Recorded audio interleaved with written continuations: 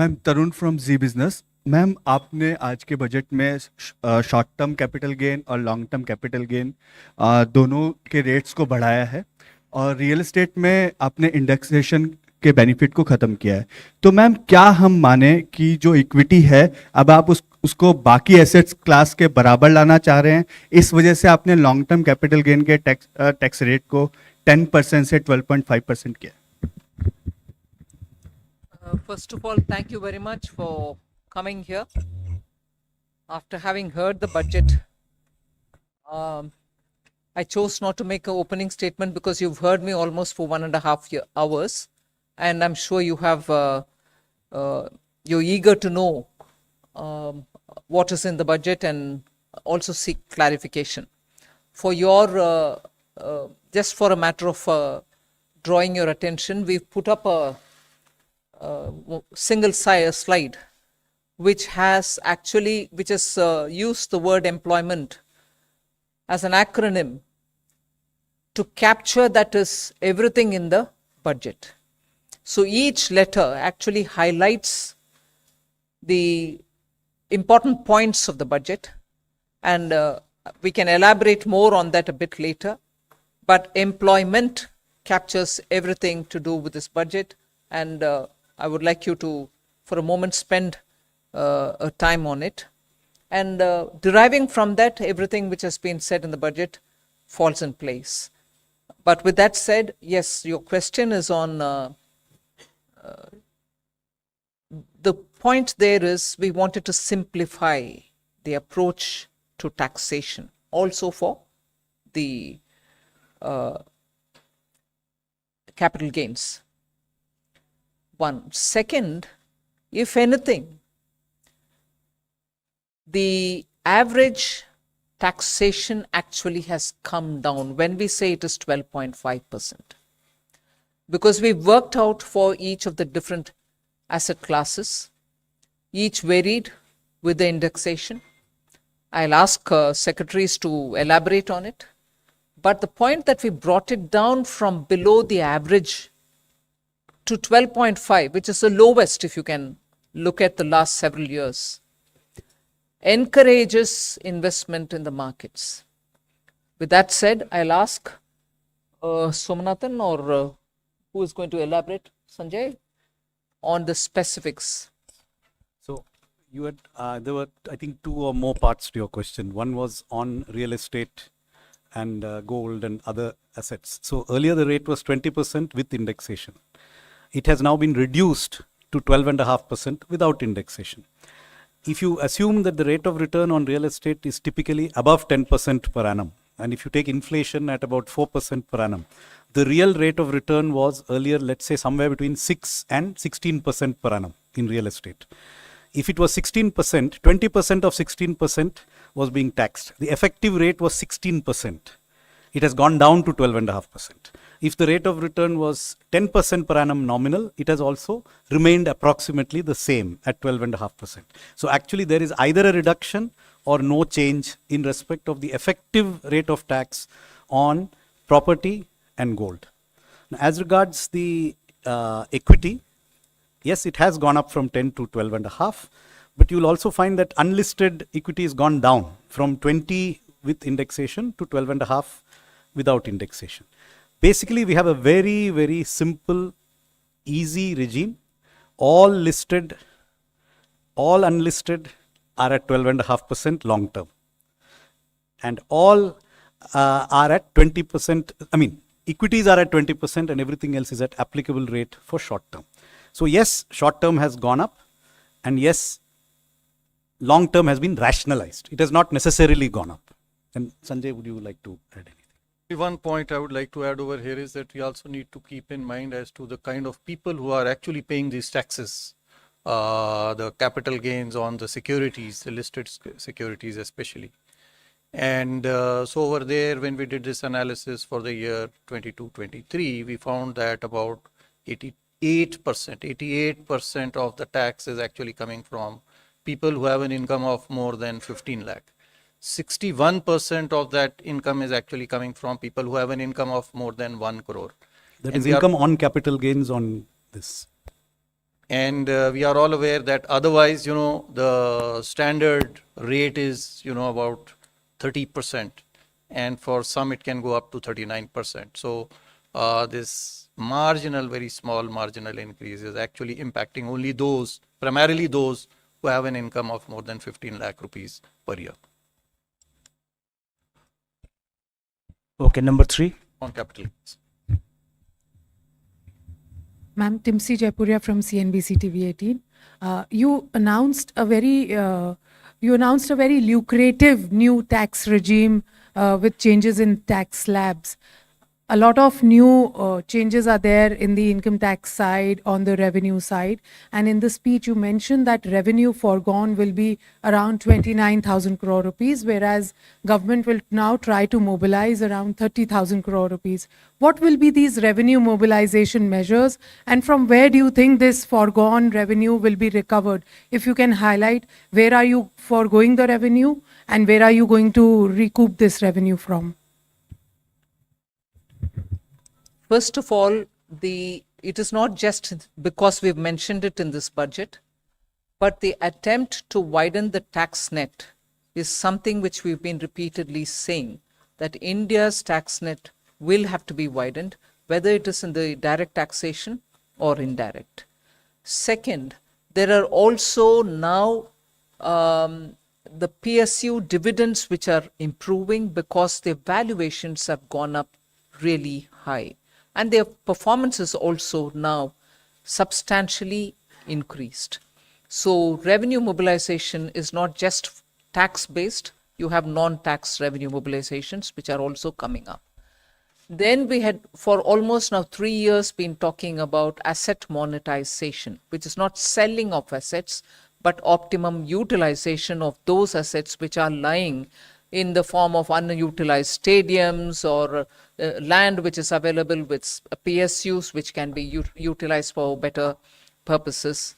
That's a third one. Fourth, you're also looking at generating resources from newer areas. So in all those, the revenue is going to be mobilized better, and as a result of which the revenue foregone will be now made up for, is our expectation. We've said that in the budget. In my speech itself, I mentioned it. And I'm sure there are secretaries who will want to add to it. Sanjay? Ma'am, I'll give the for details. 37,000 crore, 29,000 crore in direct taxes and 8,000 crore in indirect taxes. So 29,000 crore direct taxes primarily comprises of 3 taxes, which is the increase in the STT only on derivatives, which is only on futures and options. And secondly, the buyback tax, which is to be now done in the hands of the recipient. While on the one hand, it will rationalize the tax and be more equitous and fair, because those who should be paying the taxes, higher taxes, in the higher income groups, they will pay higher tax, and those who are in nil tax category or in lower tax category, they don't have to pay a tax or a lower tax. While it does that, at the same time, it does bring in some revenue also, about 4,000 crore. And remaining, about 15,000 crore should come, from the capital gains taxes. On the indirect taxes, we are losing, as I said, about 8,000 crore primarily on the reduction in duties, especially in gold. There is a huge reduction from 15% to 6%.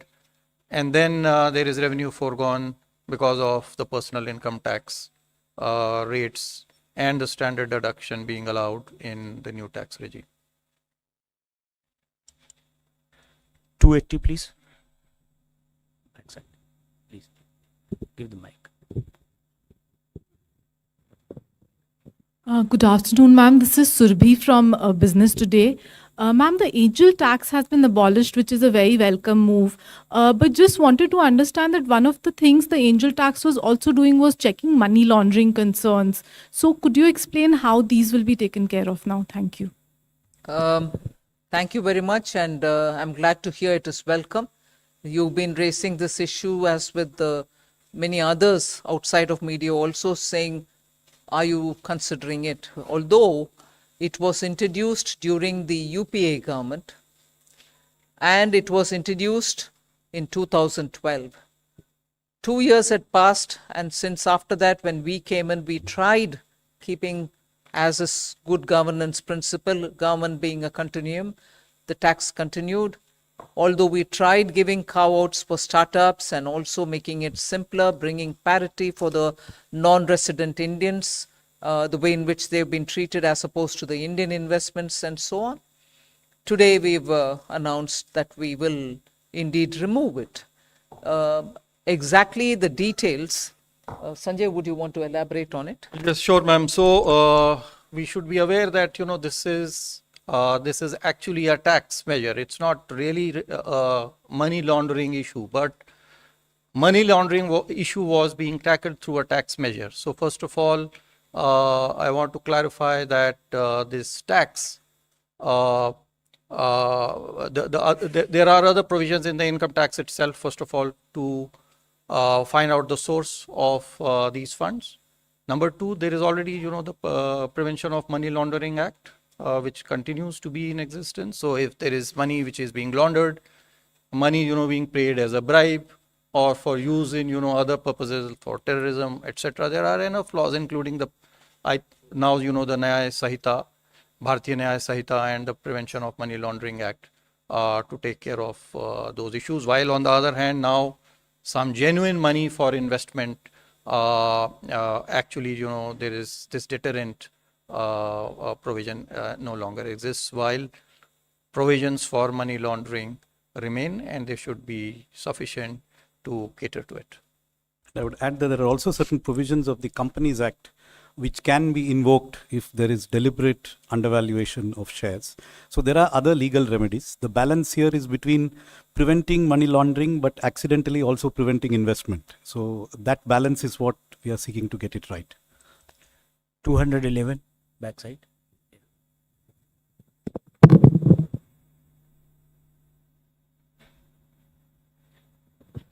Hello, ma'am. Prakash Pedashi from ET Now. My question is, will the increased STT be applicable from April 1 or prospective? And if from April 1, will there be retrospective tax calculation for the increased amount? It's not retrospective. It is with effect from 1st of October 2024. So we are giving sufficient time for the exchanges and the people, who collect this tax to put their systems in place to be able to collect it. It's not retrospective, it is prospective. 13. 11. 11. 11. Ma'am, Karishma here from Business Today. Ma'am, congratulations to you and everybody. Ma'am, my question is on the special assistance to Andhra Pradesh and Bihar. 15,000 crore is the number that you've given for Andhra Pradesh for this financial year. Is there further assistance that you are looking at, or is it going to be need-based in terms of the amount? I've already mentioned it in the budget speech that 15,000 crore is coming through the multilateral development assistance, which we borrow from the multilateral banks, whether it is World Bank or ADB or AIB, whatever. And I've also ended that paragraph by saying further assistance will also be extended. There is no definitive amount. No. 152. Ma'am Alok Priyadarshi from CNBC आवाज़ में। Ma'am सवाल यही है कि जिस तरह से आप लोग न्यू टैक्स रिजीम को प्रमोट कर रहे हैं, इस बार भी आप लोगों ने स्लैब में चेंज किया, स्टैंडर्ड डिडक्शन बढ़ाया, तो ये मान के चलें कि न्यू टैक्स रिजीम के जरिए आप मिडिल क्लास को राहत देने की कोशिश की है इस बार। ओल्ड टैक्स रिजीम को लेकर क्या कोई सनसेट क्लॉज है? क्योंकि आपने कहा है कि जो इनकम टैक्स एक्ट है उसका हम लोग कंप्रहेंसिव रिव्यू करेंगे, तो रिव्यू में क्या ये मान के चले कोई सनसेट टाइम आएगा ओल्ड टैक्स रिजीम को लेकर? अभी मैं बोल नहीं सकती हूँ। जरूर हमारी इरादा ये है कि सिंपलर टैक्सेशन रजीम होना चाहिए, और सिंपल टैक्स रजीम की ओर अगर हम जा रहे हैं ये रिव्यू के द्वारा, वो ही हमारी मकसद होगा कि सिंपल कर दो। ओल्ड टैक्स रेजिम को सिंपल करने के रास्ते पर ही ये नया टैक्स रेजिम आया है। सनसेट होगा कि नहीं होगा वो अभी मैं बोल नहीं सकती हूँ, वो रिव्यू करने के बाद ही हम एक डिसीजन लेंगे। और ये एक आंकड़ा मैं आपको दे दूं कि इस बार पिछली बार जो हमने परिवर्तन किए थे नई टैक्स प्रणाली में, तो 70% लोग अभी तक जो 4 करोड़ के लगभग हमारे पास में रिटर्न प्राप्त हुए हैं पिछले वर्ष के, 70% ने इसको प्रेफर किया है बृहस्पत की पुरानी प्रणाली को। तो बड़ी तेजी से लोग नई प्रणाली की ओर आकर्षित हो रहे हैं और हमारा यही प्रयास रहेगा। Yes. Yes, ongoing Yes. filing period. Ongoing- Yes, it's ongoing not filing yet, period, I mean, yeah. more returns are coming in, yes. Yes. 271. Hi, ma'am. This is Sumit Chaturvedi, ET Now. Ma'am, the corporate tax for foreign companies has been slashed to 35%. I want to understand the broad intent of this intention behind this decision, and what kind of benefits to economy increase in investment you are expecting. You've, in your own question, answered it. We want more investment to come into this country. So that is why it has been brought down.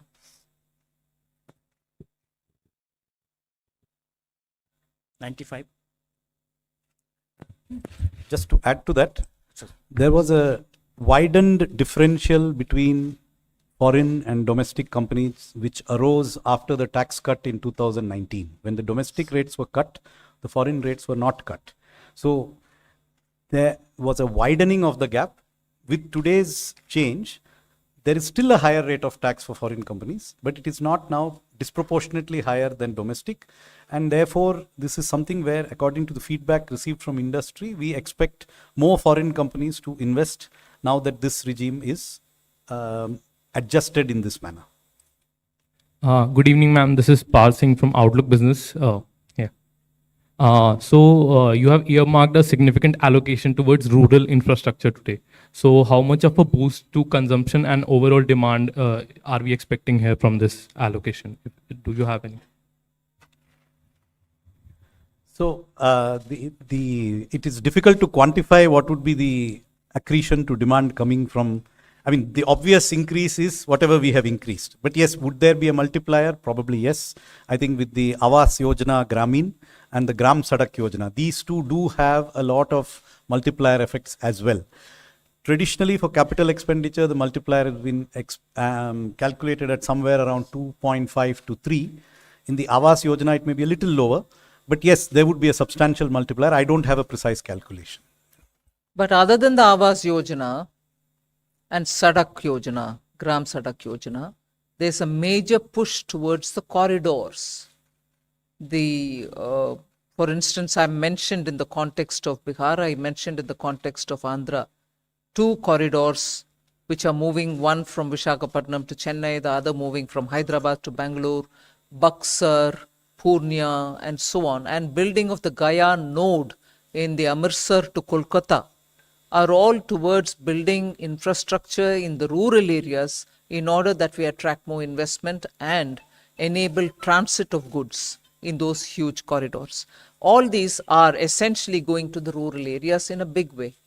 And therefore, it is not just through PM Awas Yojana and Sadak Yojana, but major investments in strengthening the corridors, building nodes, and therefore also in improving the rural infrastructure is happening. 11. Ma'am, I'm Maria Shakil from NDTV and NDTV Profit. Congratulations for creating history today by becoming the only finance minister for having presented 7 consecutive budgets. Ma'am, my question to you is about the first timer scheme, because as you said, that employment perhaps sums up the essence of this budget. Would there be more blueprint coming out as to how this first timers scheme will be playing out, and what will be the role of private sector?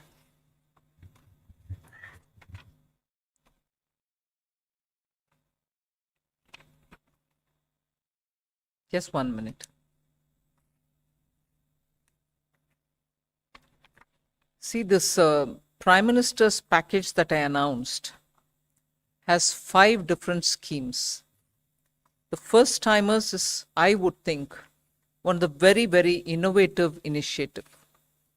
So what we are doing there is to be able to provide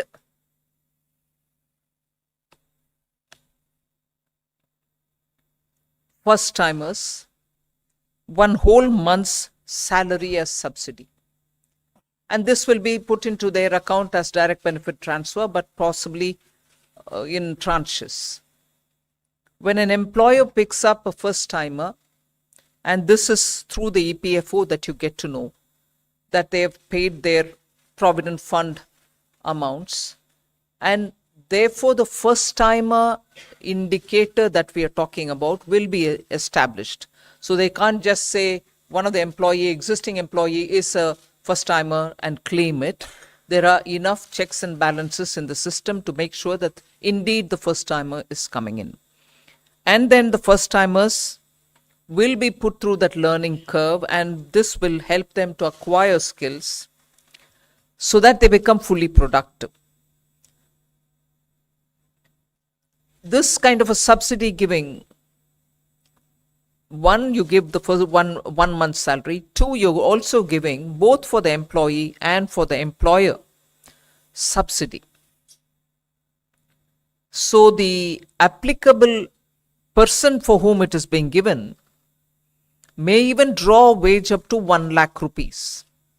But to the extent of 15,000 is what you're giving as a subsidy. The installments, as I said, for the first 1 month wage that you want to give will be done over 3 installments, direct into the first time employee's account. One compulsory measure that we are bringing in there is to make sure that the employee undergoes online financial literacy course before claiming the second installment from the government. So he may be a qualified engineer, he may be a diploma holder, he's a first time employee in a office, he becomes a first time employee and the employer also claims that he's been recruited. We try giving him the 15,000 rupees. He may have a salary of 1 lakh, but up to 15,000 rupees is what we are going to give. And in that, if you're giving 3 installments, the first installment will be given. But before he draws the second installment, he should undergo an online financial literacy course so that he can claim the second one. So we are not training him in engineering, we are training him in financial literacy. Post that, of course, the place where he goes to work, he's going to be working in any case. Then subsidy to be refunded if in case the employer removes him from the work within 12 months. So the employer gets a subsidy as well, but he will have to refund it if within 12 months this first time employer has been removed out of the work. This will cover, and we expect it to cover, 1 crore persons per annum. And the scheme will run for 2 years. So up to 24 months, you can have new employees brought in, new first time employees brought in, for whom the government will give 15,000 rupees as from our side, 1 month, what we think, 1 month's salary. Although his salary may be any amount, but to a cap of 1 lakh. And then he undergoes some financial literacy course, post which the second installment and the third installments can be withdrawn, put into his account. But most important is if the employer removes him within 12 months, the employer will have to refund the subsidy given to the employer. So that's how that scheme works. 278. That's it. If I may just add, details are available in the budget speech in the annexure on page 31. So there are details of all the 5 schemes in this package. If you go through them, there's considerable amount of detail which you can get. Hi, good evening. This is Priyashmita from Informist. I have 2 points from the budget that I would like to ask. The first is nominal GDP has been pegged at 10.5%.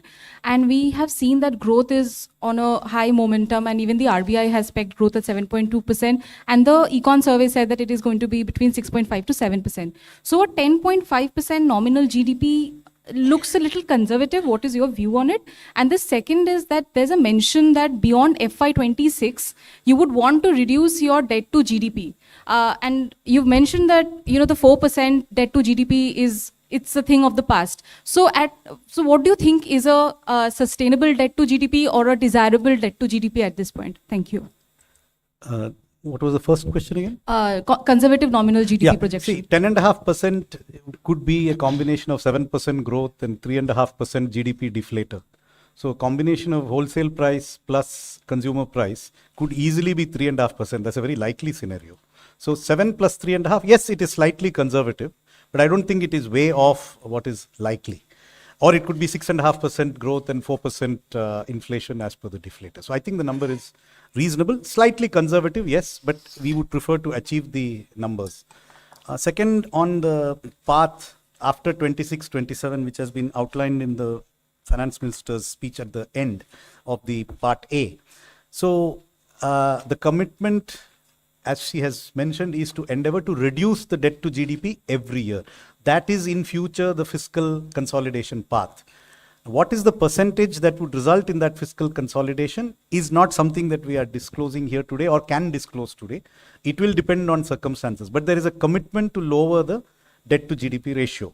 So if every year it has to be reduced, there will necessarily have to be a particular level of deficit which we cannot exceed. And that will depend on prevailing growth rates, interest rates, and the other parameters which go into the calculation of the debt dynamics. But I can tell you that it is most likely to be a figure not above 4.5%. 249. मैं सुनील सौरभ बोल रहा हूँ। मैं आप पहले तो आपको काफ़ी बधाई दे दूंगी, बहुत अच्छा बजट आपने पेश की है। दूसरा मुझे ये जानना है कि रेलवे के लिए क्या कुछ खास रहा बजट में? Which organization you are from? कौन सा पत्रिका से जी? पेपर में हूँ, लोक भारती पेपर है। सॉरी? लोक भारती। लोक भारती। जी हाँ।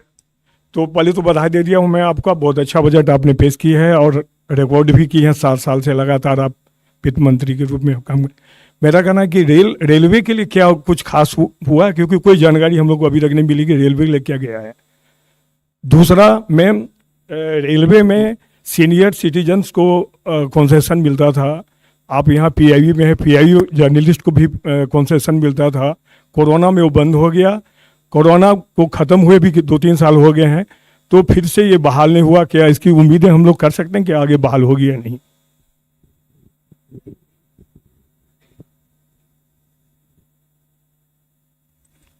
रेलवे का जो एक्सपेंडिचर बजट है next year, it's 2,55,393 crores, which is the highest ever, and it's a very substantial increase in recent years. So that is a very large amount of investment in the railway. So I think there is a very adequate provision.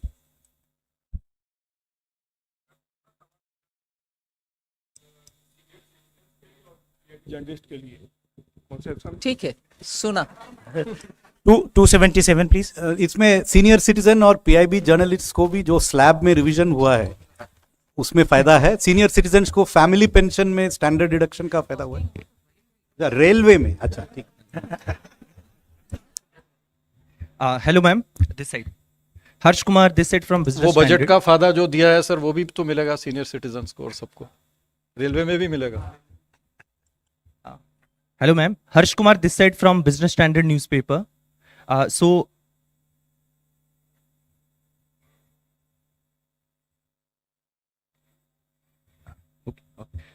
Ma'am, during your speech, you mentioned about the FDI liberalization. Can you give a bit detail about it?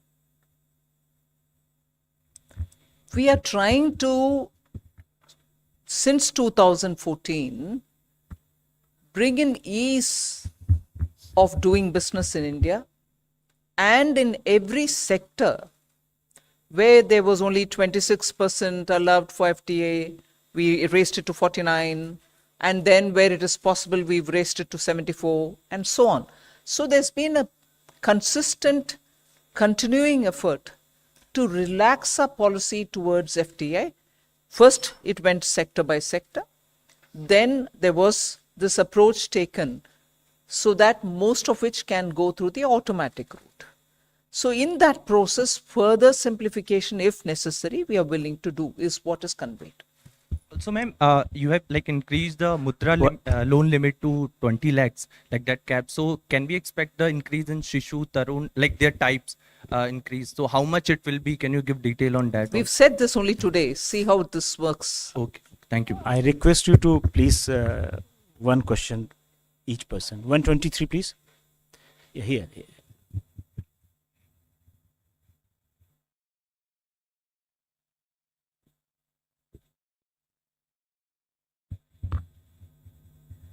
Shrimi Chaudhary here from Business Standard. I just wanted to understand that budget proposes withdrawal of equalization levy. So if you could just give some explanation of what led to that, what is the intention behind that, keeping in mind the pact between India and US, which has ended on June 30th. No, as the Pillar 1, Pillar 2 negotiations have been going on since 22.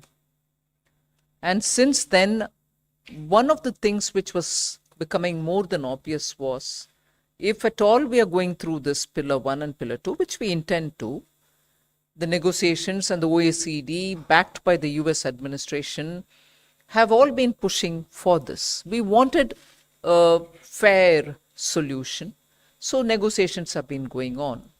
But the point of contention from then has always been, should we collect an equalization levy then, if at all we are getting into this global understanding through the Pillar 1 and Pillar 2?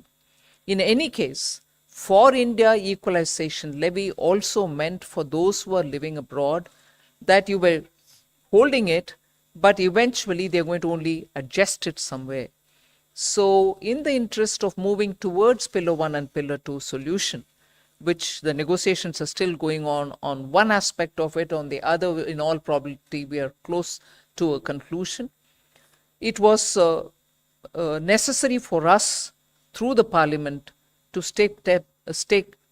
take steps to ensure that we are entering into that scheme of things without this equalization levy hanging on us, because this was important for us. But if it is a global system, this cannot continue. And therefore, with a positive approach towards the Pillar 1 and Pillar 2, we've moved forward to inform the Parliament that we would like to close this. 270. I may clarify that, it is only the 2% levy which has been withdrawn. The 6% levy which was earlier imposed, that continues.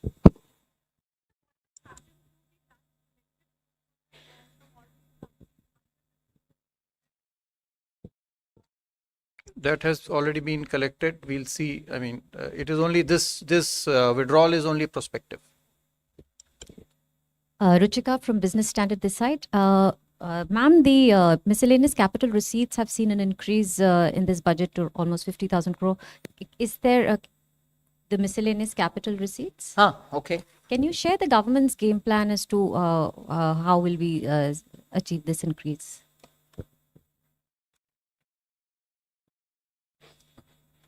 The miscellaneous capital receipts are budgeted as, 50,000 crore, which was like 23-24 also, it was 51,000 crore, the interim budget. Now it's 50,000 crore, 24-25. And, this combines with all kinds of receipts, which are otherwise disinvestment receipts, asset monetization receipts, and other kinds, which will be clubbed with that. So this budgeted figure is 50,000 crore.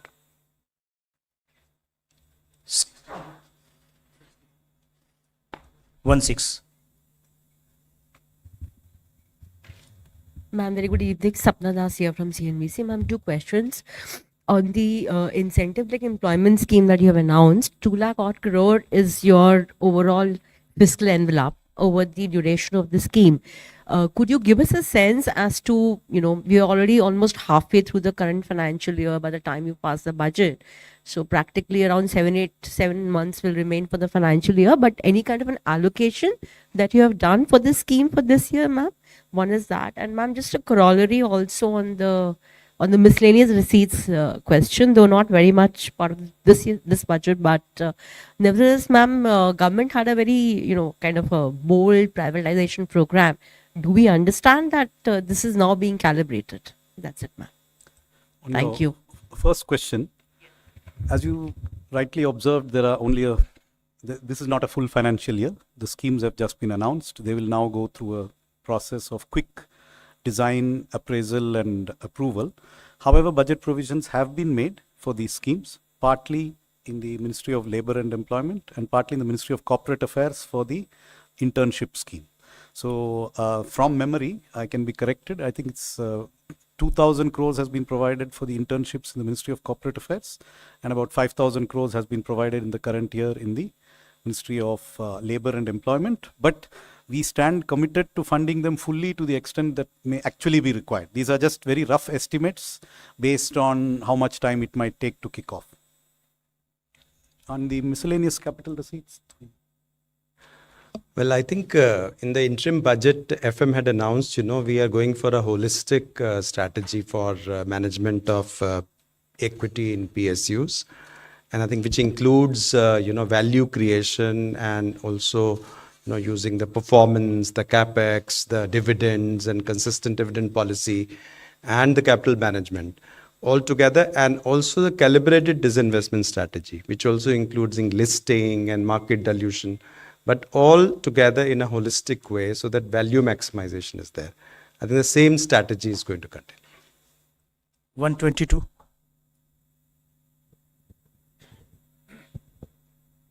Hi, Rishabh with NDTV Profit here. I have two questions. One on the space fund that was announced, the 1,000 crore fund. What will be the composition of this? Which will be the nodal agency, and what sort of startups will the government invest in? And on the NPS, you also mentioned that the NPS committee has made progress in the speech. Could you elaborate a bit on that?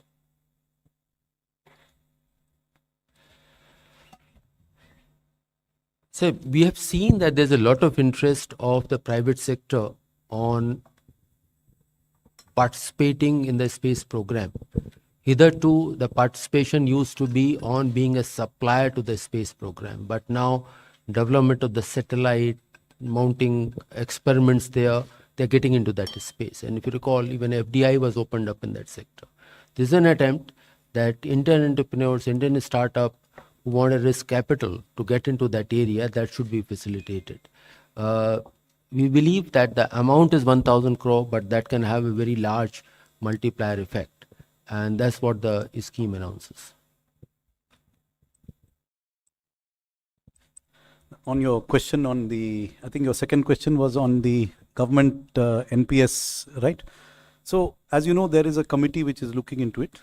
The committee has done a lot of detailed calculations of the fiscal implications of different ways of addressing what are the expressed sort of priorities of the employees. We have been in dialogue with state governments. We have had discussions with each and every state government. We have met the staff side of the government has a staff consultative machinery, a formal machinery. We've had 4 meetings of that machinery to understand what are the staff's priorities. And our attempt is to design something that is fiscally prudent, but also meets what are the core priorities of the staff in terms of having a secured retirement income, which provides for their needs. So this is a balancing act, because obviously there are costs. The more you give, more expensive it is. And so we are at an advanced stage of working out various options, and we are also discussing these options with the staff side. Just to correct the budget estimate that I gave earlier, 10,000 crores has been provided in Ministry of Labour and Employment for the new employment schemes, and 2,000 in Ministry of Corporate Affairs. Yeah. 125. Good afternoon, I'm Nikunj from Reuters. A follow-up on that FDI facilitation, you said that government will take steps to facilitate FDI. The Eco Survey also yesterday said that the government should import capital from China so that there's a right balance between investments and trade. So will the government also take steps to quickly facilitate investments from China that have been pending for long? And secondly, you've come up with an NPS for minors. So will that also have some sort of tax benefits to nudge people to enroll for NPS so that a pension coverage increases? Thanks. See, Economic Survey gave its view on the investments from China.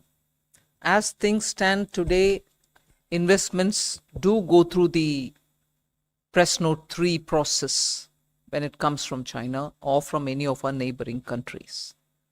So that process is still on. Economic Survey has indicated that it might be time for us to open up and allow for. So that's a Economic Survey. I'm glad that the secretary is seated here. It's normally an arm's distance. But that doesn't mean that I'm disowning the suggestion. You want to say? 10. In general, as you can see, our aim is tax code simplification and not complication. So beyond that, I don't have anything specific on that, but the general direction of travel is obvious. We are not creating more and more tax deductions for individual tax instruments.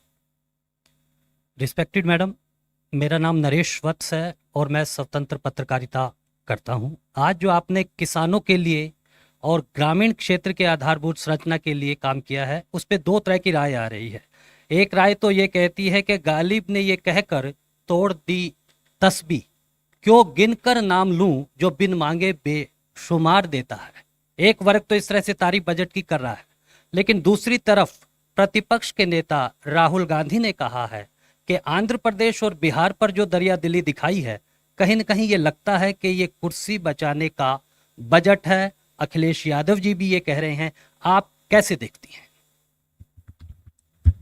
Jin INDI alliance का members साथ होकर के भी 230 पार नहीं किया और जहां BJP अकेला 240 तक पहुंचे और प्री इलेक्शन अलायंस के साथ आज सरकार तीसरी बार बनाए, प्रधानमंत्री जी का तीसरी बार स्वतंत्र भारत के चरित्र में पिछले 60 साल में जो नहीं हुआ अभी हुआ है। कुर्सी बचाने के बात करने वाले पार्टियों थोड़ा सोच ले। उनके अलायंस 230 कुल मिलाकर कितने पार्टियां थे? 25, 26 पता नहीं, मैं गिनी नहीं, बट इंडी 37 पार्टीज कुल मिलाकर के 230 पार नहीं किया और वो बोल रहे हैं कुर्सी बचाने के लिए। जब प्रधानमंत्री मोदी जी तीसरी बार प्रधानमंत्री बने और देश के लिए इतना घोषणा भी कर रहे हैं जिससे भारत देश का हर राज्य सामने आए, डेवलप हुए, और 1.50 लाख करोड़ इस बार बजट में स्टेट्स के लिए हम दे रहे हैं बिना इंटरेस्ट 50 साल के लिए फ्री। फिनांस कमीशन तो हमारे उनके सजेशन में इसका जिक्र तक नहीं किए, हम ही कर रहे हैं स्टेट्स के साथ काम करने के लिए। हर स्टेट का उनके अपने अपने प्रोजेक्ट्स जो प्रोसेस के चलते हुए आता है, उन सबको हम मानते हैं और जरूर उनको जो फाइनेंस करना है वो हम करेंगे, मगर जिक्र इसलिए नहीं किया बजट में कुर्सी बचाने। जब उनका टोटल को एक और बार चुनावी सीट जो जीते हैं वो 101 और बार उसको गिनकर देख लें, 37 पार्टीज कुल मिलाकर के कुर्सी बचाने वाले बात बोलने का अर्हत अधिकार उनके पास नहीं होता है। 121. Ma'am, Meghna Mittal from Money Control. In the union budget, you have announced financial support to MSMEs for shift to clean energy and also a new mechanism for credit so that they do not go into stress and they do not turn into NPAs. Any details on that? I'm so glad you asked this question. I'm really glad because this budget, and I don't want to say it because I've presented it, I'm so grateful that the Prime Minister looks at every sector and says, what are we doing for them? What are we doing for? This has been his approach always.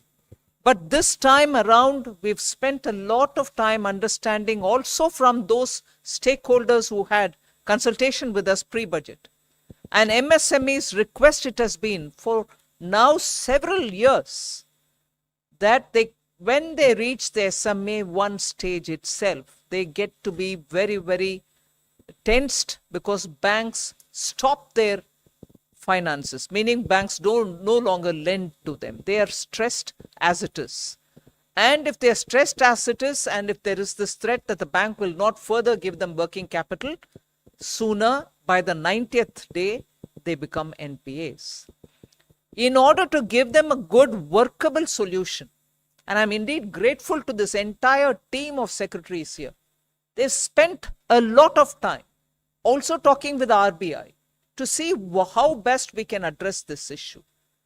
And RBI has also a very well established framework which we are quite respectful of, where banks are clearly given a bit of a margin to handle MSMEs at the SMA stage 1 itself, without pushing them to become SMA 2 stage, and then at the 90th day announce them as non-performing assets. So what actually has happened now, having discussed with the RBI, is that we'll provide them with a fund which will help them to have some kind of government guaranteed as liquidity, or the banks can then, on the basis of the guarantee being given, on the back of the guarantees which are being provided by the government, lend them working capital and keep them moving. And if they restore themselves, they're going to be better off.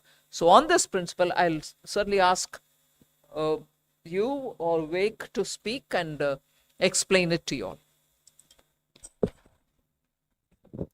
As FM has already explained about the credit guarantee scheme, this will certainly facilitate the term loans without collateral or third-party guarantees.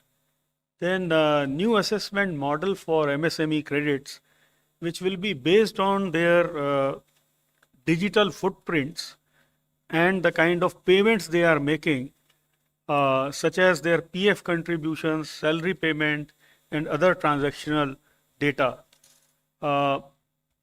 This will help the banks in developing new models and will help in easier access of credit.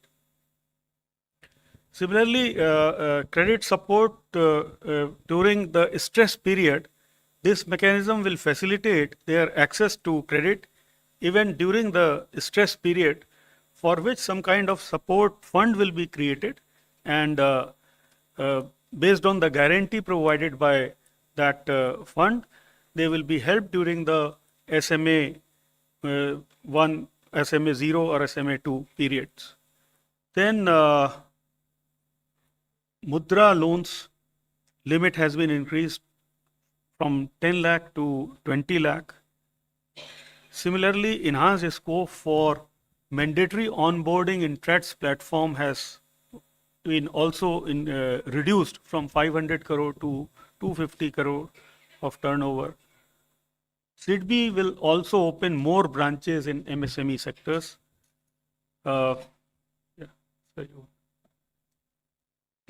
In short, what it does is, for the MSMEs, through this one budget, we've announced 8 different steps, each one of them addressing this particular problems with MSMEs face, and for which the MSMEs during the stakeholder consultation wanted us to give them some solutions. So specifically 8 of them have been designed to address that. So I would just like to supplement 2 of the points. One is the credit guarantee scheme in the manufacturing sector of up to 100 crores for the acquisition of capital equipment, machinery, etc. So this is an idea which came from the MSMEs, as the Honorable Minister said, stating that typically MSME credit is for working capital, but they sometimes have needs to invest, and it could even be a new MSME enterprise which needs to invest in equipment. So the proposal in this scheme, which has also been discussed by a working group chaired by the Chief Economic Advisor with the Reserve Bank, with the credit guarantee institutions, is a self-financing mechanism. An MSME which wants to avail of a credit guarantee for this term loan will have to pay an initial upfront guarantee fee, followed by an annual top-up fee which will be based on the reducing balance of the loan. So there is no subsidy from the government which is envisaged in this scheme, unlike the CGTMSE, which is a working capital loan scheme where the government actually provides the corpus. In this case, the corpus itself will be self-financing, coming from pooling of MSMEs upfront fees. This is a scheme which they have asked for and which is viable on its own without government's financial subsidy. The government will have to provide a second level backstop guarantee in case the defaults exceed a particular level, which is unlikely, but there will be a backstop facility from the government. The second one on the SMA accounts, the criticism that we, or rather the grievance that came from the MSMEs is that when an MSME becomes delayed in repayment and enters into what is called special mention account 0 and then special account 1 and then eventually NPA. Even if they never become an NPA but they enter the territory of special mention account, banks become reluctant to provide them additional working capital. And during this period, they are not able to access working capital and this makes it more difficult for them to do business. So the proposal here is that the government, with money from the government, would create a credit guarantee fund, and during the SMA period, if an MSME wants more credit, it has become an SMA, so the bank perhaps has some qualms about lending to the institution. During that period, if they extend further credit, that further credit within certain limits which will be specified in the scheme would be made available to them against a guarantee from this government institution. So this will enable MSMEs to continue to operate during the SMA period without the difficulties which they say they are currently facing. One small point, sir, I wanted to add on the, sorry. Whereas the first part of your question was on the energy side, the cleaner energy, that what that scheme is about to help small and micro units. Often when we talk about moving towards the cleaner forms of energy, our attempt or our focus is on large industries, and these small industries do not have the financial strength to get into those areas. So first part is help them to getting an audit done, which is an investment grade, meaning what it would take to move to help them moving towards a more efficient use of energy.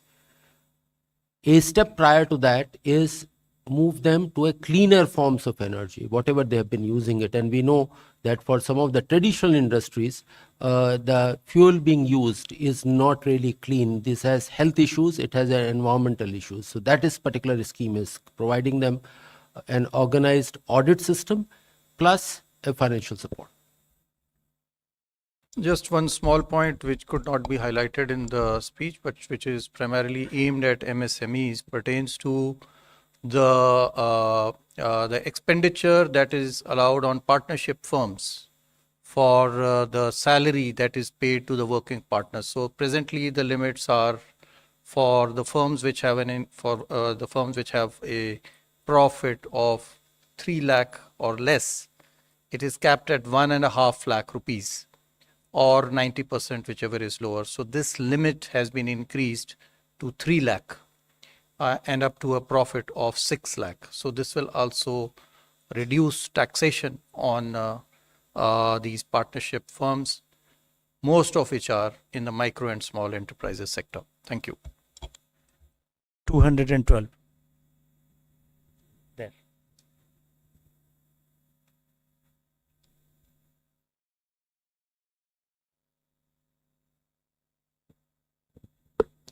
Ma'am, मैं पीयूष पांडे हूँ, TV9 Bharatvarsh से। मेरा सवाल capital gain tax को लेकर के है, जिसमें आपने लॉन्ग टर्म को लेकर के जो प्रपोजल दिया है, उसमें इंडेक्सेशन का जो फ़ायदा है वो ख़त्म कर दिया गया है। इससे मिडिल क्लास और लोअर क्लास को सीधे तौर पर नुकसान होगा। क्या आपने इस बारे में जो प्रस्ताव दिया है उसके बारे में थोड़ा सा बताएं। जो आप और संजय जी आपको बेहतर हिंदी में समझाएंगे, लेकिन मैं जो इतना ही कह सकता हूं कि क्या 20% विथ इंडेक्सेशन से 12.5% विदाउट इंडेक्सेशन ज़्यादा है, यही सवाल है। मतलब आज का रेट है 20%, उस 20% टैक्स रेट में आपको इन्फ्लेशन के लिए एक छूट मिलता है, लेकिन नया रेट है 12.5। तो हमारा कैलकुलेशन के हिसाब से ऐसे संभव नहीं है, at least in 95% of the cases, कि ये 12.5% वो 20% से ज़्यादा हो, ऐसा संभव नहीं है। क्योंकि अगर आपका मकान का वैल्यू एक साल में 10% बढ़ रहा है तो उसमें 4% ही आपको इन्फ्लेशन इंडेक्सेशन मिलता है, 6% तो कैपिटल गेन ही होता है। 6% में 20% कितना होता है? 1.2. 10% में 12.5 कितना है? 1.25. तो ऑलमोस्ट बराबर है. लेकिन मकानों में 10% रफ्तार से नहीं बढ़ता है. They grow at 20% per annum. अगर 20% है, 20% में 4% निकाल दीजिए, 16% हो गया. 16% में आप 20% टैक्स देंगे तो 3.2 होता है. इसमें सिर्फ 2.5 आएगा. तो इसमें फायदा है. मैं कहूँगा कि इस बदलाव के वजह से मिडिल क्लास को बहुत फायदा हुआ है कि 20% with indexation is much higher in most cases than 12.5% without indexation. चीज़ और स्पष्ट करने की आवश्यकता है कि जो इंडेक्सेशन का लाभ वर्ष 2001 तक का दिया गया है उसको विड्रॉ नहीं किया गया. तो यदि 2001 से पूर्व की संपत्ति खरीदी गई है तो उसको 2001 तक का इंडेक्सेशन का लाभ मिलेगा. केवल उसके बाद में ही वो लाभ को वापस लिया गया. 269. Hello, ma'am. Good afternoon. I'm Kriti from Informist Media. So, two quick clarifications. Your small savings collections. So, you have revised down the estimate by about over 35,000 crore from what you had projected in the interim budget for this year. And so, you have also revised down the borrowing from it. So, why would that be? What was the rationale behind why are you not expecting that much of collection what you were expecting earlier in February? And secondly, you have significantly brought down your T-bill borrowing, like you're repaying 50,000 crore. So if you could elaborate more on that. Somnath. I thought economic survey went into good details of explaining what's happening to small saving, as different from what's moving into the stock market and everything else. So you had the background very well narrated in the economic survey. One. And now, on the basis of what we've given in the budget, many things can be understood and explained. Somanathan will get into the details. Also, I would think it is only prudent for the government to make sure that your T-bills are handled much more prudently. In the very way in which you ask the question, that comes out. But in any case, you can get the details from the finance secretary. So, as I'm sure you're referring to the same sheet, the expected receipts from small savings, which were 4,71,000 last year, that is revised estimates, were actually 451 in the provisional actuals. So between the revised estimate and the actuals, there was a slight decline. Taking that decline into account, we just projected that what we expected would not be realized during the current year. Why has this happened? It is a mix of various other factors, the attractiveness of other investments such as the stock market, which have been discussed, bank deposit rates going up. So there could be a variety of reasons, but this is a projection. Our projection is what we have given here of 4,20,000 crores. As regards T-bills, as you know, the fiscal deficit has been reduced between last year and this year and between the interim budget and this budget. That reduction we have chosen to reduce primarily in the T-bill segment rather than in the dated securities. So that's a conscious choice to reduce our exposure to the short-term T-bills.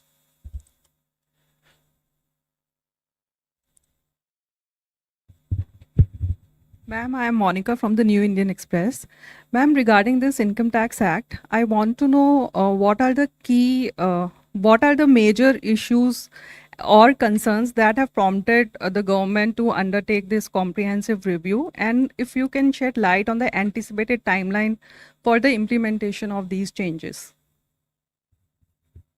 I think not just this year, but we've been talking about simplifying personal income tax. The direct taxation code itself is something which has been discussed now for nearly 4-5 years, as much as I remember. Since 2019, we've been talking about it, if not earlier. So the idea is gradually we are moving towards a simplified taxation regime. And of course, even as we talk about it, also to bring down the incidence of tax itself. So there is no new context, but a context which has prevailed for some time, and therefore we are taking this review up now. As to how it'll and when it'll come into force, it'll be too early for me to say. I've just announced it. We'd like to do it at the earliest. I think I've given some kind of a 6 months time or something. 6 months.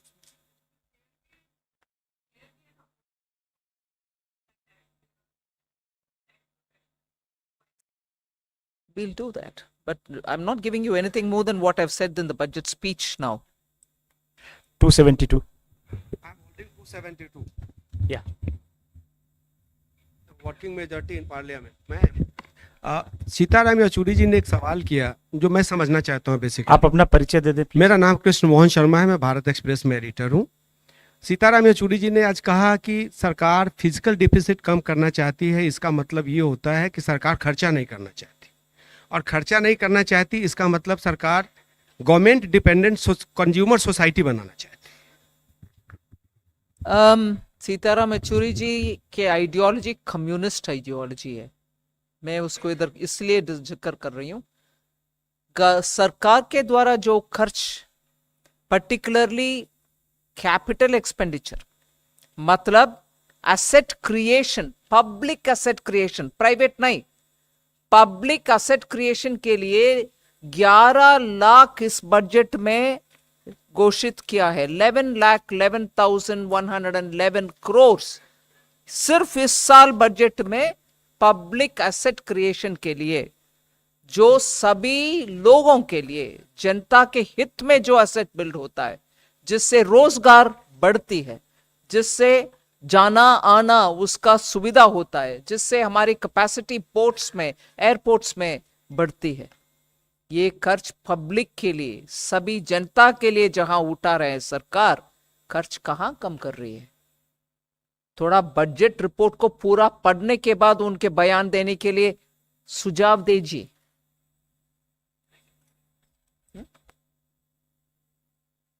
Just to give you the figures of total expenditure, they have increased from 41.9 lakh crores in 22-23 to 44.42 lakh crores in last year's provisional actuals, and are budgeted at 48.2 lakh crores in 24-25. So expenditure is actually going up substantially. 265. Revenues are also going up. 265, please.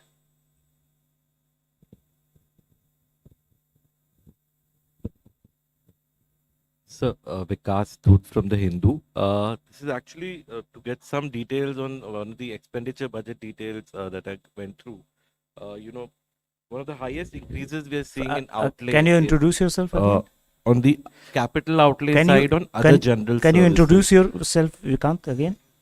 Yeah, this is Vikas from The Hindu. Vikas from Hindu Business Line.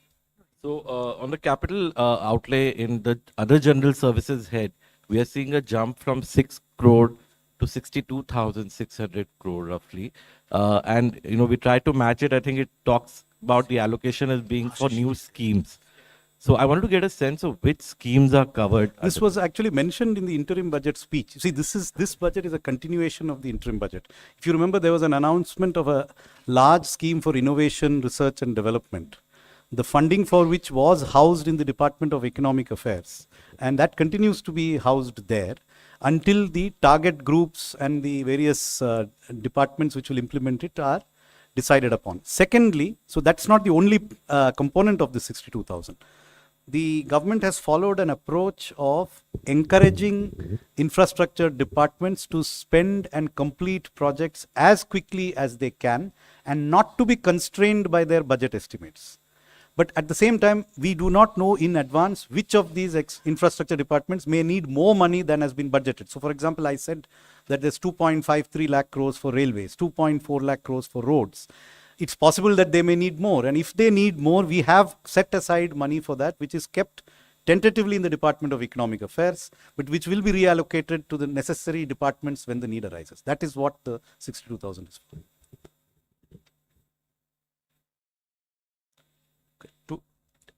Anybody else wants to? Okay, 62.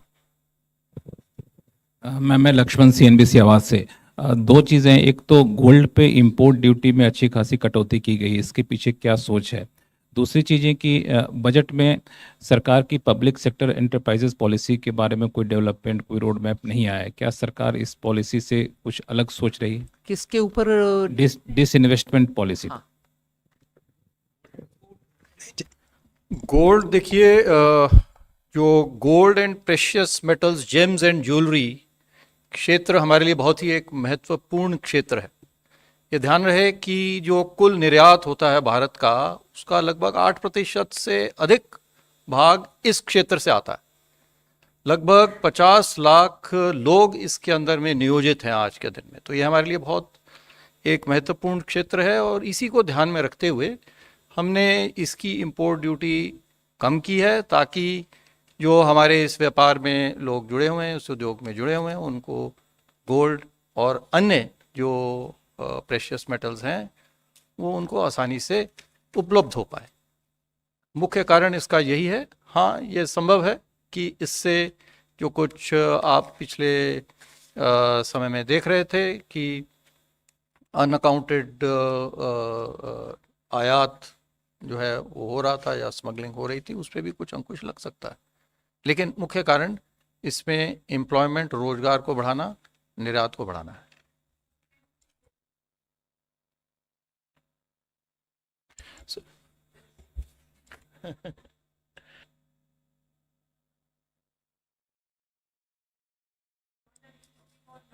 No, very well taken. He will say it in English, but I'm wondering if it's a journalist from the South. No problems. No, only thing I said is this is primarily to increase employment in this huge labor-intensive sector of gems and jewelry, where we have reduced the duties. It contributes more than 8% to India's exports, and 50 lakh people are actually employed in this. So this is the primary reason. There's another announcement in this regard, not on import duties, but for diamonds also. For raw diamonds, the Honorable Minister had announced that raw diamonds, we will give a special harbor rate for the foreign mining companies. So it should, both of them should be seen in that light to basically promote employment in these labor-intensive sectors. Thank you. 211.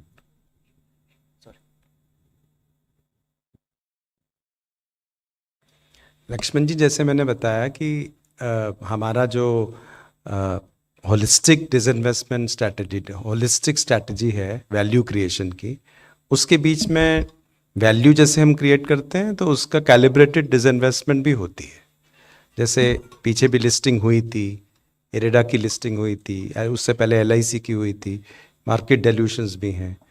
तो मतलब calibrated वे से करेंगे, लेकिन value creation पे focus है, जिसमें कि सबसे बड़ी बात है कि उनके फंडामेंटल परफॉर्मेंस के बारे में CPSEs के, उसके बाद उनके कैपेक्स से लिंक, उनकी कंसिस्टेंट डिविडेंड पॉलिसी। आपने देखा होगा नॉन टैक्स रेवेन्यू में गवर्नमेंट काफ़ी मतलब अर्न की है, अबाउट 63,000 करोड़ पिछले साल भी आया है, इस साल भी 56,000 करोड़ का प्रावधान किया गया। तो इन सब दृष्टि से लगभग 1 लाख करोड़ जो है वो CPSE डिविडेंड और मिसलेनियस कैपिटल रिसीट्स के लिए भी रखा गया। 211.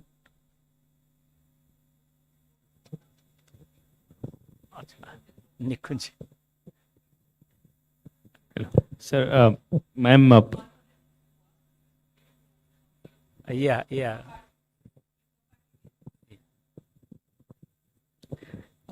Ma'am, thank you. Bani Kinkar Patnaik from the Economic Times. Ma'am, on your debt reduction plan, so does it mean that from FY27 onwards, the reduction in debt ratio will be the primary anchor of your fiscal management instead of fiscal deficit? And ma'am, related question, while it is not feasible to, firm up short-term or medium-term target for reduction in debt ratio, but would you be looking at any long-term goal for this?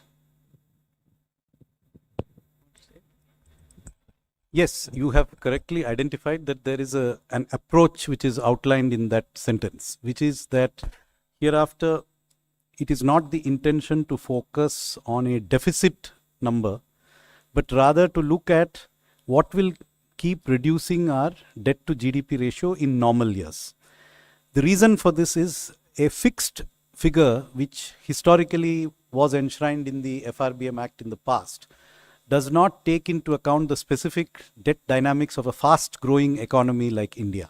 So that figure of 3%, in fact, there are people who attribute a part of it correctly or wrongly to the Maastricht Treaty in Europe. But the growth rates of those countries are very low. So what is sustainable in a fast growing economy is very different from the debt which is sustainable in a slow growing economy. So India is today the fastest growing large economy in the world. The deficit which we can support in a particular year without expanding our debt is not necessarily 3%. It is much more than 3%. As I said earlier, it is probably less than 4.5%. But so without getting into specifics, yes, it is a new approach that the government has spoken about. And so each year's calibration will be based on what will be a percentage which will keep our debt on a reducing path. Now that will of course be set out closer to the year when it comes into effect. 17 number, then Nikunj will come back to you. Ma'am this is Arun from ETV. Can I ask a question in Telugu? Ma'am అమరావతికి సంబంధించి 15,000 crores మీరు ఈరోజు announce చేశారు. దీంతోపాటు పోలవరం ప్రాజెక్టుకి సంబంధించి announce చేశారు. So 15,000 crores government grant ఇస్తుందా లేదా లోన్ రూపంలో ఇస్తుందా? ఒకటి. రెండు, పోలవరం ప్రాజెక్టుకి సంబంధించి అనౌన్స్ చేసినారు. పోలవరం ప్రాజెక్టుకి పూర్తి సపోర్ట్ ఇస్తామని చెప్పారు. ఎంత మొత్తంలో ఇవ్వటానికి అవకాశం ఉంది కేంద్ర ప్రభుత్వం నుంచి? ముందుగా పోలవరం గురించి మాట్లాడితే దానికి ఒక పోలవరం నేషనల్ ప్రాజెక్ట్స్, సో అది కేంద్ర ప్రభుత్వం మీద ఉంటుంది. మోస్ట్ నేషనల్ ప్రాజెక్ట్ అని చెప్పినప్పటికీ అది సెంట్రల్ గవర్నమెంట్ ఇంప్లిమెంట్ చేస్తుంది. కానీ ఇక్కడ ఆంధ్రప్రదేశ్ గవర్నమెంట్ ఇంప్లిమెంట్ చేస్తుంది నేషనల్ ప్రాజెక్ట్ని. అది 2014లో మనం ఒప్పుకున్నాం ఆ కండిషన్కి. దాని ప్రకారం రీహాబిలిటేషన్ ఎంతవరకు కట్టుబాటు ఉంటుంది, ఎంతవరకు గ్రామంలో ఉన్న వాళ్ళని అక్కడి నుంచి తరలించినప్పటికీ వాళ్ళకి ఇవ్వాల్సిన అమౌంట్ ఎంత ఉంటుంది, రిలీఫ్ రీహాబిలిటేషన్ 2013 యాక్ట్ కింద, ఇవన్నీ డీటెయిల్స్ అప్పటికే ఒక లెవెల్కి ఒప్పుకున్నాక క్యాబినెట్ నుంచి అప్రూవల్ తీసుకున్నారు. అప్రూవల్ ఒక ఎత్తు వరకు పోలవరం డ్యామ్ బిల్డ్ చేయడానికి. దాని తర్వాత కన్స్ట్రక్షన్స్ మొదలు పెట్టినప్పటికీ మెల్లమెల్లగా ఒక హైట్ వరకు వచ్చి దాని తర్వాత కింద ఉన్నటువంటి గ్రామాలకి ఇచ్చాం కానీ పైన ఉన్నటువంటి గ్రామానికి ఇవ్వలేదు.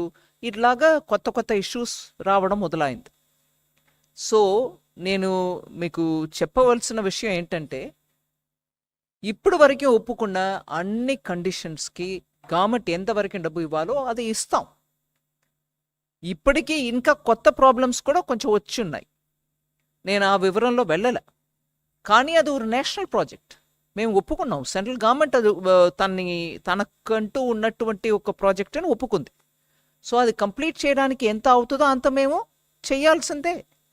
తర్వాత అది గ్రాంటా లేదు సెంట్రల్ గవర్నమెంట్ మల్టీనేషనల్ బ్యాంక్ నుంచి తీసుకొస్తున్నారు ఏంటి అని అంటే, నేషనల్ ప్రాజెక్ట్ అన్నప్పటికీ ఖర్చు మాది కదా.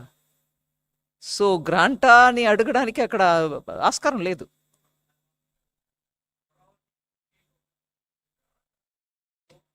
ఒక నిమిషం, నా పోలవరం గురించి నేను మొదలుపెట్టాను కదండి.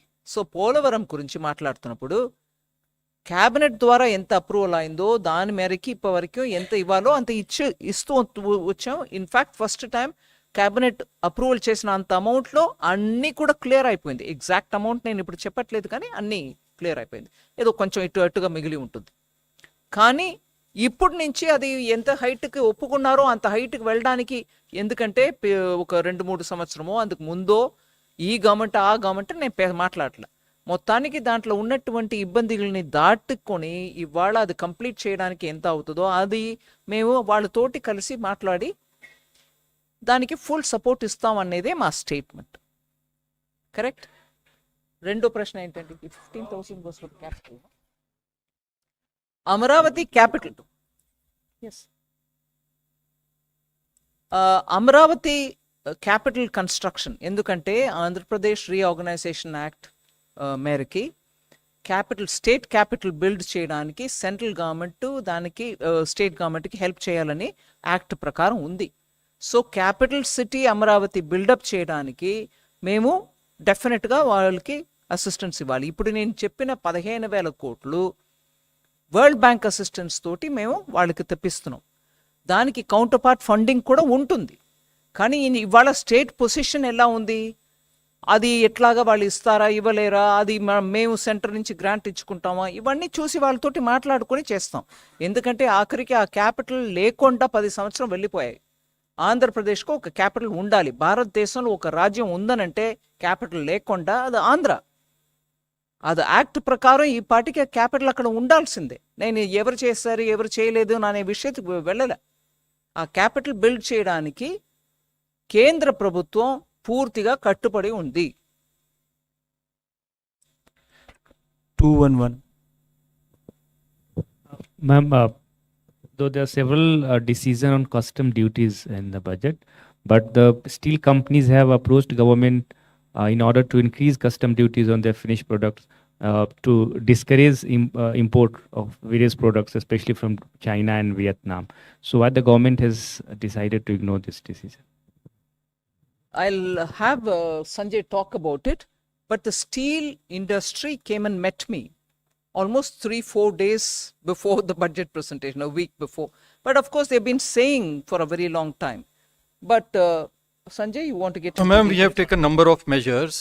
Steel, you see, is a very, very important sector because it is a primary metal which is used by everyone. So one has to take a very balanced view over there.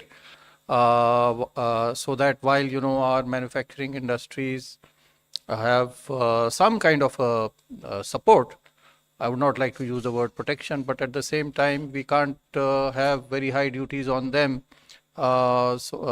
which they will ultimately pass on to consumers and increase inflation. So our effort really has been to make it possible for them to be able to produce at low rates. So here in this budget, there are proposals to reduce BCD on certain inputs. Number one, there is ferrochrome, which is used by them. We have exempted BCD duty on them. There was a demand from them to continue a concessional rate on steel scrap at 2.5%. We have continued that. So there are quite a number of measures to help and support the steel industry. Thank you. 263, you wanted to ask? 263, yes, ma'am.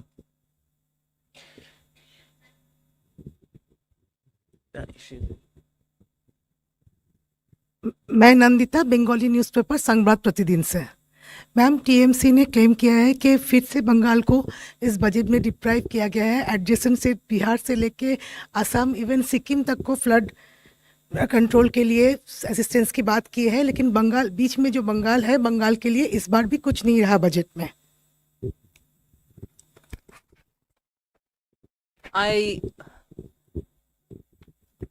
आप हिंदी में प्रश्न पूछे, please allow me to speak in English.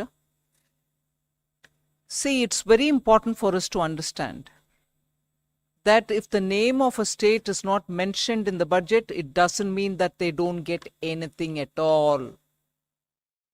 As per the proposals, as per the schemes, as per the different projects which are growing in different states, every state will get what they have proposed for or what the schemes want to reach out for.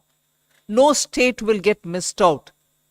So first let us dispel this thing about, oh, you've not mentioned my state's name, so I'm not getting anything. Purvodaya includes West Bengal. So I have named West Bengal under Purvodaya. And I've also said for the development of these states in the Purvodaya, so that they can become engines of Vikasit Bharat. I said that in the voter on account budget. Now also I have said that they will play a critical role in Vikasit Bharat. So I don't think we have left out any state. I mean, the intention is not to leave out any state. Yeah. So that is one thing to be clear. Second, it's very difficult to say this, but I would want to say it. In schemes which are meant for all the states, And since you asked me about Bengal, with due respects, I want to say, they didn't want to be part of some of our schemes. Can I then say Bengal is excluded? No, I don't say that. The schemes are available for Bengal also. They didn't want it. So it's very easy for some states to point out saying, you have not mentioned anything about my state. There are schemes which are running for their state which they didn't want. So let me reassure through you all states. Every state is covered under every one of the schemes which Prime Minister has launched. Every project which states bid for do go through the process and they get funded either under the central sector scheme or under the centrally sponsored schemes. So no state is going to be left out just because I've not named each and every state in my budget speech. These books which come out with complete details at the back, the ones which come up with the expenditure statement or project schemes and other things which are there, expenditure profile, do name which state gets what. Take a couple of hours, go through it, and after that tell me on which scheme your state or any state is missed out and the reasons. You can tell me, ask me to explain. I will. So let that be very clear. I have not named many states in the speech, but this includes every state. Every state. 279.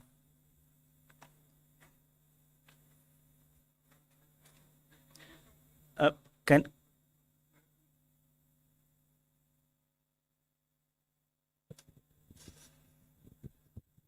Ma'am, hi. This is Rick Kundu from Mint. Wanted to understand what happens to the retrospective angel tax cases now. Retrospective angel tax cases. The corporates fighting Sanjay, them. do you want to?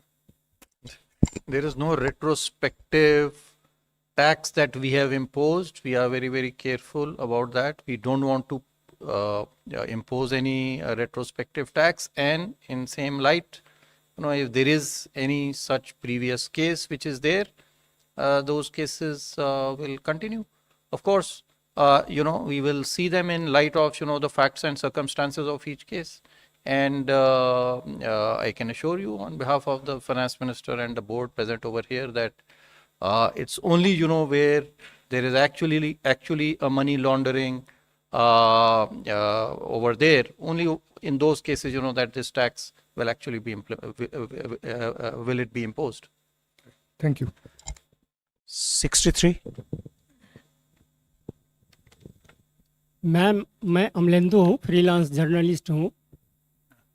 केंद्र सरकार के 47 lakh employee इस budget को लेकर के काफ़ी बेसब्री से इंतज़ार कर रहे थे, जो 8वें वेतन आयोग को लेकर के कुछ बजट में कहा जाएगा या प्रावधान किया जाएगा, लेकिन इस बजट में कहीं कुछ दिख नहीं रहा है। तो क्या सरकार 8वें वेतन आयोग के बारे में नहीं सोच रही है, या सोच रही है तो फिर उसके लिए क्या कुछ प्रावधान करने की योजना है? ठीक है, कुछ अनाउंसमेंट करना है तो करेंगे। वैसे भी वो इम्प्लीमेंटेशन 26 जनवरी से ही लागू होना था, होने वाले हैं। सो उसके बारे में कुछ है तो बोलेंगे। 21. Yeah, good evening, ma'am. I'm Siddharth from Bloomberg. This side. खत्म कर दिया आपने। हाँ, एक बार पूछ No, लिया। I haven't asked. I'm asking now. ठीक है, I'm पूछ Siddharth from लिए। Bloomberg. Bloomberg. I just wanted to know, in this holistic approach of disinvestment, is stake sales or privatization strategic still on the table? Because there seems to be a complete silence on that. नहीं, please repeat your question. Keep the mic closer to you. Yeah, I'm Siddharth from Bloomberg. Yes. My question is on this holistic approach on disinvestment. Is privatization, strategic sales still on the table? Because there seems to be a complete silence on that. Well, no, first of all, I'll have Tuhin answer if you want details. But I've explained this several times. Privatization or disinvestment as decided by the cabinet is a cabinet decision. It has to be honored. But the timing is something which the government will have to choose. When is the best time to disinvest any one particular or several of these companies or PSUs which have been listed and cleared by the cabinet? So, post-COVID, we have disinvested. You've seen that, whether it is Air India or the steel plant in Orissa. And many others have also been done. They may be smaller compared to the size of Air India. But cabinet decisions will have to be honored anytime. Thank you very much. Friends, the tea has been arranged at cafeteria at 4th floor. Please have the high tea. Thank you very much. Thank you, ma'am. Video पसंद आया हो तो इसी तरह की तमाम खबरों को देखने के लिए हमारा YouTube चैनल लाइक और सब्सक्राइब जरूर करें।